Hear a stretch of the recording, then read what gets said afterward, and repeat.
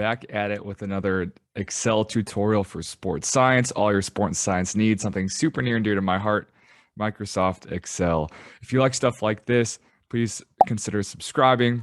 If you have any questions, please comment down below and please like the video. I see everything, trust me. So first, before we get going, a dashboard, if you have this huge, big Excel sheet, is one tab that you can have that'll give you a snapshot of everything. And in this case, we're going to make it auto-organize, auto-populate, whatever you want to call it. So there's things in this tutorial that I'm going to go through relatively quickly, such as index and match, such as the money sign function. I'll touch on those briefly, but I have other videos, and if I figure out how to do a card, that should be like probably where my head is, top right. So concepts first. How do you want the dashboard to organize? It can organize in two ways in my experience. You can either have it organized by date. So for example, most common, the last 7 days. Or second, just the number of entries. If you have entries, let's say Monday, Wednesday, Friday, so you have 1 day in between, 2 days off, you just want to find it by like the most recent one, and then the one before that, and then the one before that for a certain number of days. So those are the two types of dashboards that I will be showing you. And all you need for a dashboard is you need one cell to auto-organize or auto-populate, and then you need index and match skills to find the data based on that one cell. So let's get into it. This will all make sense, trust me. So first, let's do it by date. So here I have just the format that I used to use for when I was at TCU for the beach volleyball team. And the dashboard first is you need the one cell to organize all or to auto-populate. And in Excel, you can do today. So it's equals today, returns the current date formatted as date. So today, and then parenthesis, boom, today's 9/27. And I already have this organized. If you format cell, date, they have all these pre-made ones. And then next, below it, just to make it pretty, equals, then I want this to equal that cell. Because if you didn't know, in Excel, the date is really just something kind of like that. It's a sequence of 5 numbers. If I did like today -1, just to show you really quick. So Excel states is just something kind of like that, right? But we can disguise it into looking prettier than what it is. So I'm just going to Control Z, undo, undo, undo. Okay. So for this cell, I said I just want it to equal the cell above it, because on this one, you can click on the cell number custom.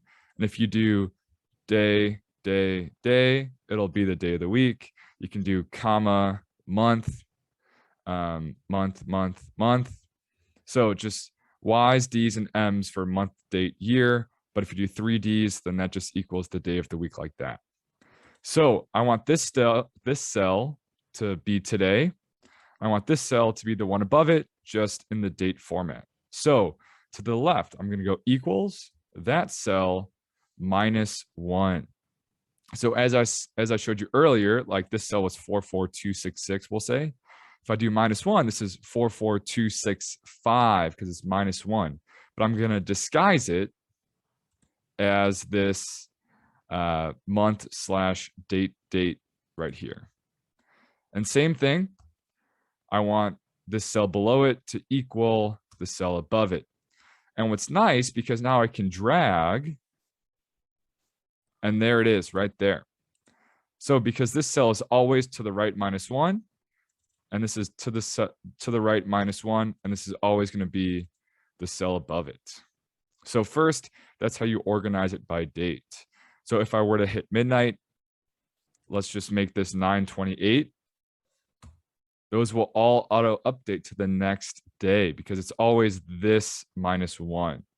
And see how those all changed back. So now we need, so I'll do this first because this is important. So I want the athlete's name to pop up right here because that's for the dashboard. I want it to be a specific athlete. So in Excel, there's this cool thing. If you go to data validation with this cell selected, you change it to a list. You click on the source. That's where you want the list to pull from. And I just want all of my 24 athletes right there, and you hit OK.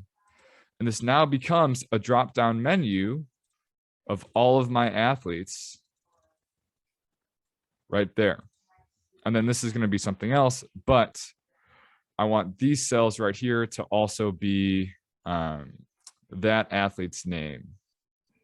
So I want this cell to be that, and then I want this cell to be the one above it. And then if you double click, it'll go down. So these cells will always equal that. So if I change this, those all change as well. That's important for later, using index and match. So now these are all colored. I could take the color away, but we'll leave it. So now let's get on to the magic.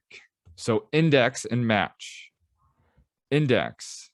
Where do I want this data to come from? I want this data to come from right here. And I want it to come from literally, and I want it to come from literally everything down here for all of eternity. So I just control shift and then I dragged everything down. Okay. What row? So the rows go downwards. What row do I want this data to come from? Match. I want it to come from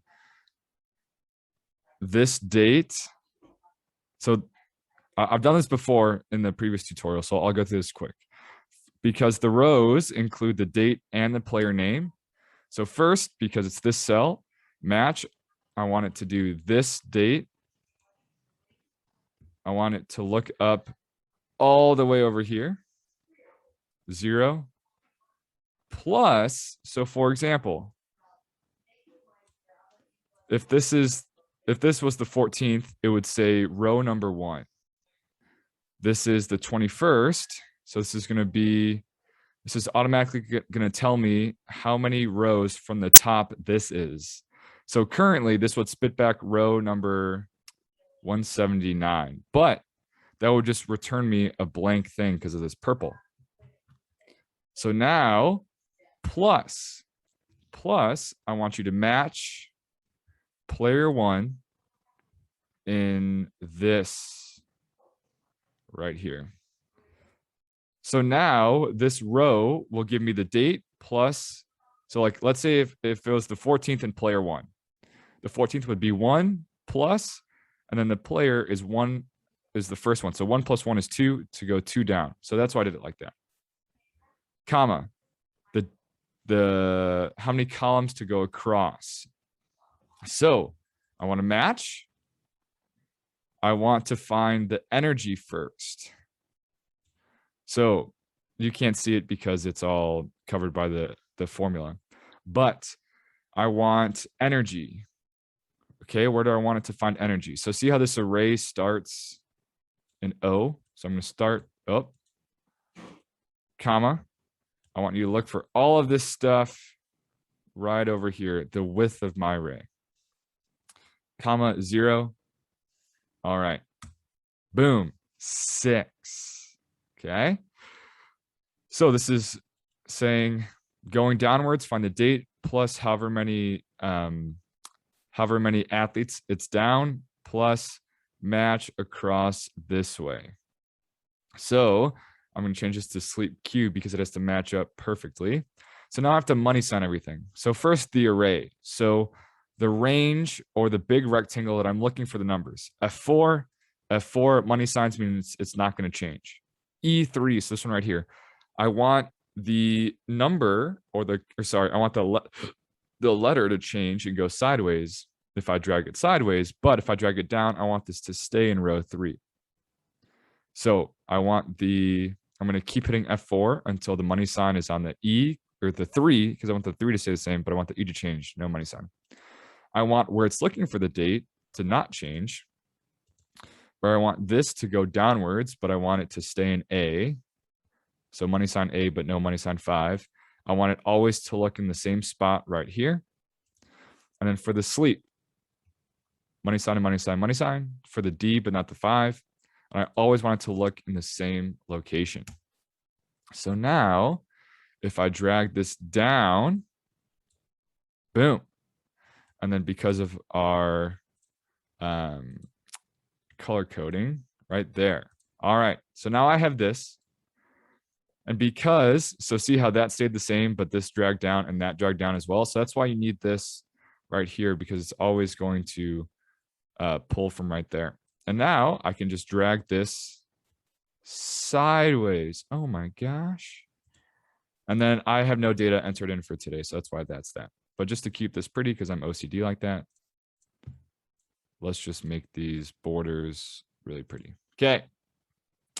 So because it's the same formula, I can just drag this down theoretically, but I want to show you why this is not going to work. So this is pulling from right here. And see how this is S ampersand C, but this is S plus C. So if I change this to an and, boom, see how it pops up right there? So it has to be literally perfect, because it is going to look for exactly what you say it is. So I'm going to drag this down again.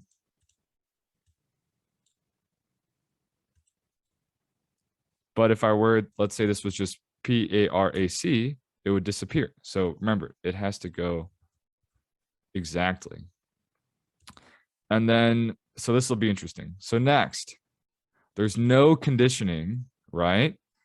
Because conditioning SRPE, even if this was right, it would just spit out a 0 because there's nothing entered. So now this is how you make your stuff clean. So for example, like right here, if I wanted to say, so because sometimes if I were to drag this all the way out, right? If I were to drag this all the way out, format painter so the colors are all fine. And I go all the way over there. See, there's some that are, these should not be the double, whatever. But see how some of these are just 0. And then I'll change this to game 1, game 2, game 3.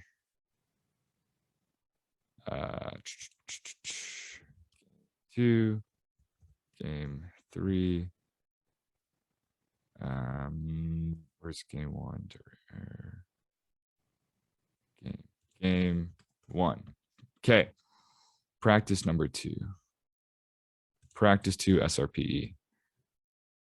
Prac 2. Oh, typo. Prac 2. All right.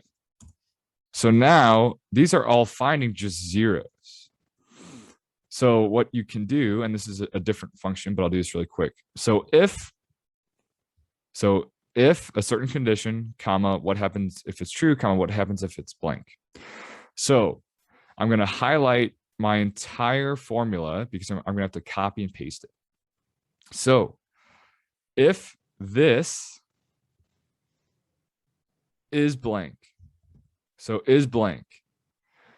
So basically is blank parenthesis, and then all of this. So if this function finds everything and it is blank, it's going to spit back quote unquote true.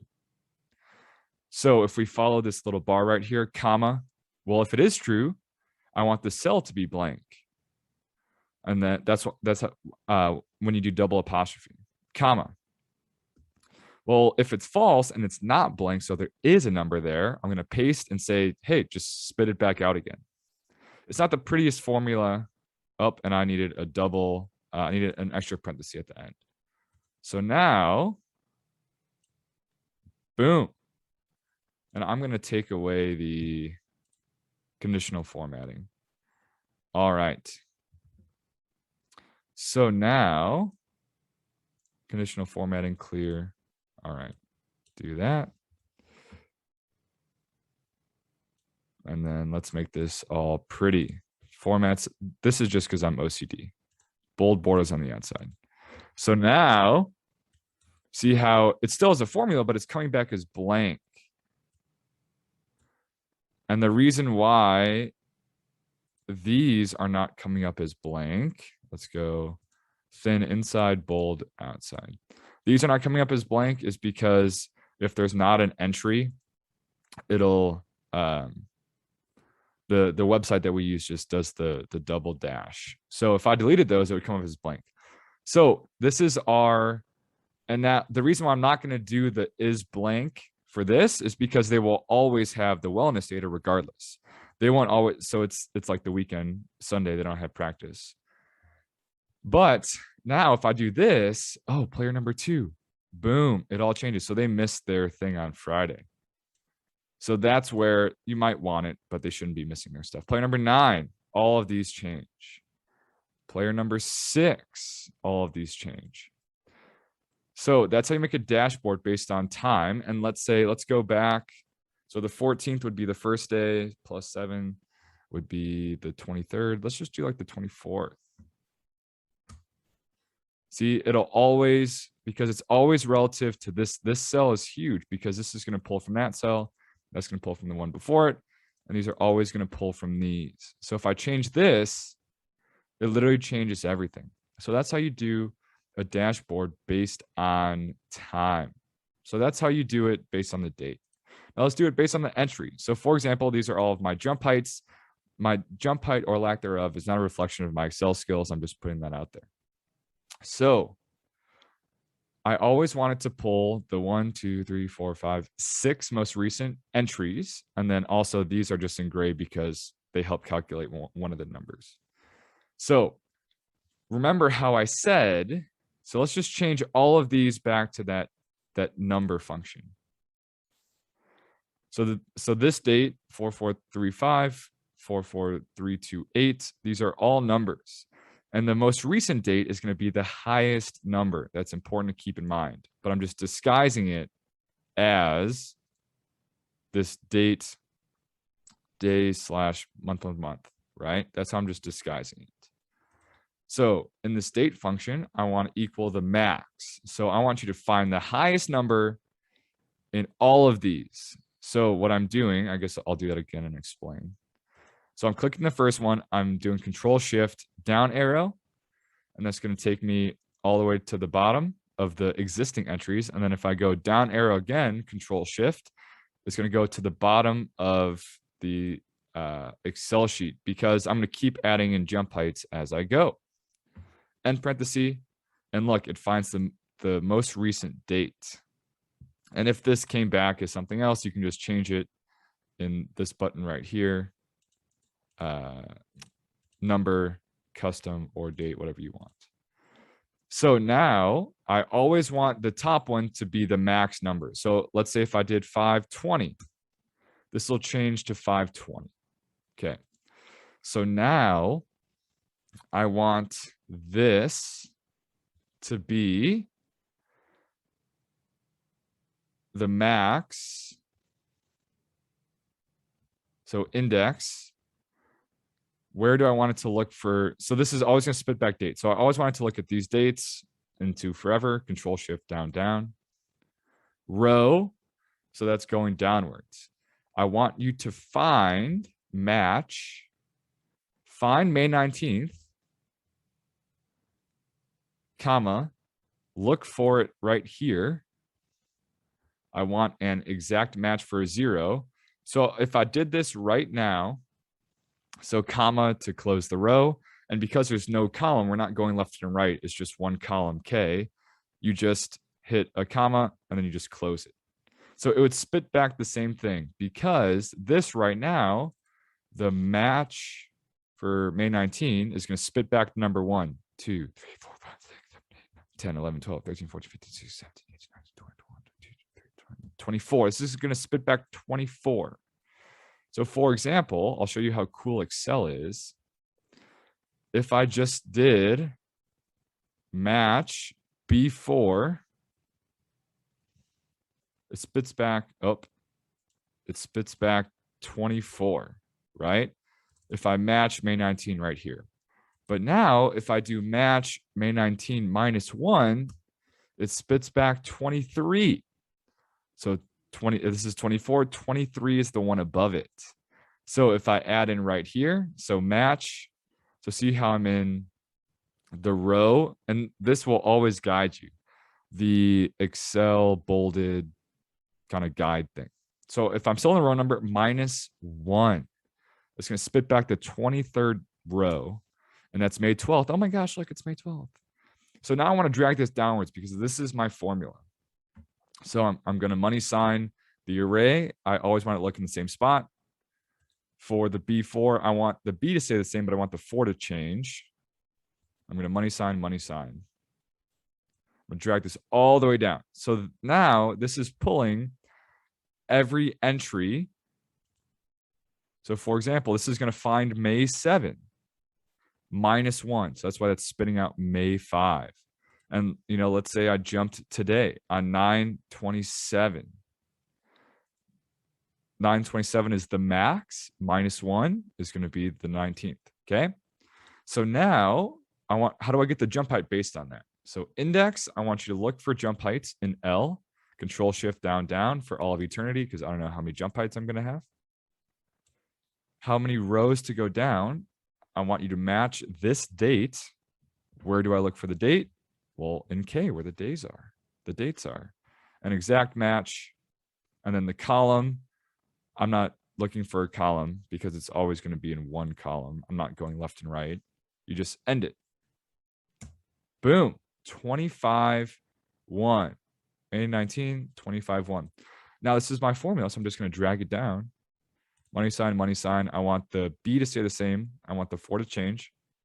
And I always want it to look in the same spot. All right. And as you can see, I had this previously calculated from something else. So now this is going to spit out the jump height. It's automatically going to calculate the average, the effect size. This is just my own little experiment. And so now, if let's say I jumped today 9/27 and I jumped 27, it's going to pull 27. It's going to pull May 19 that day, etc., etc. So now what you can do, which is cool. So for example, I'm just pulling the 6 most recent days. You can insert.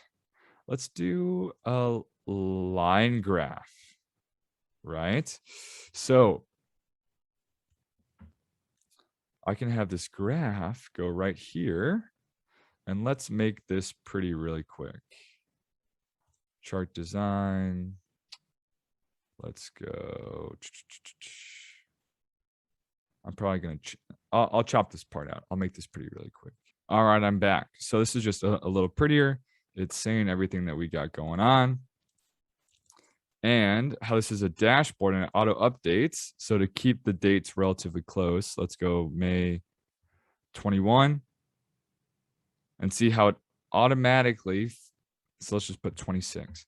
So see how it automatically adjusts because it's always pulling from, this graph is always pulling from these 12 cells, and these 12 cells are all coming from the highest number that this cell can find. So I can add another one, 5-23. Let's say I jumped, I went back down to 24, right? So that's pretty cool how the graph will auto do it too based on the ones that are auto filling from here. So that is my Excel tutorial on not only how you use date, but also the entry that you have to help auto organize, auto populate one cell, and how to use index and match to then fill in all of the blanks. So hopefully that made sense. This stuff can be a game changer when you just want a quick snapshot. If you want the 7 most recent days instead of scrolling through your entire thing. So hopefully that helps. Let me know if you have any questions. Happy excelling.